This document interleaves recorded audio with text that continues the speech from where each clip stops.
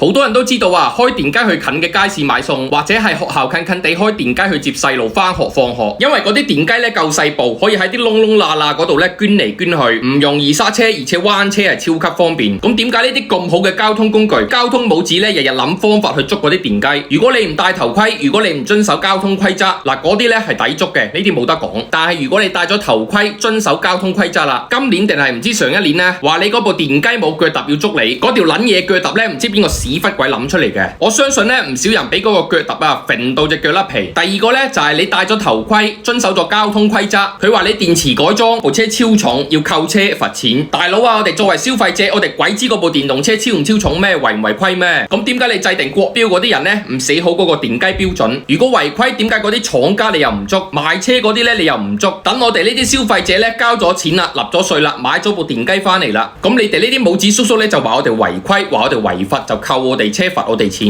嗱，咁呢啲屎橋究竟係邊個專家諗出嚟嘅咧？仲有一個就係咧上幾年省城唔知邊個專家提議，嗱呢個提議咧仲要係通過咗嘅。開過電雞嘅都知道啊，如果你要變道啊，你唔擰個頭去後邊睇下有冇車先，你變道咧係好危險嘅。本來嗰部車有個後視鏡咧，你變道安全好多嘅。你依家冇咗後視鏡，你變道一路要夾住前邊，一路咧又要擰頭牙煙到死。嗱，有啲人覺得咁樣開咧超級牙煙，自己就裝個後視鏡。嗱，嗰個省城契弟專家咧就話嗱，咁樣係非法改裝，咁樣係違法噶。嗱，呢個提議咧仲要係通過咗，所以啊，依家嗰啲電雞咧裝後視鏡又捉你。咁講到底啊，呢班人究竟點解成日都同開電雞嘅人過意唔去呢？原因就係一個，因為你開電雞咧喐咗當地既得利益者嘅人嘅蛋糕。第一就係你開電雞，公交車公司仲邊有人搭巴士？第二，你開電雞，仲有邊個人去開嗰啲共享單車？第三，你開電雞10幾公里嘅路程，仲有邊個人去搭地鐵？第四，你開電雞，同樣10幾公里嘅路程，仲有邊個人去搭出租車的士？第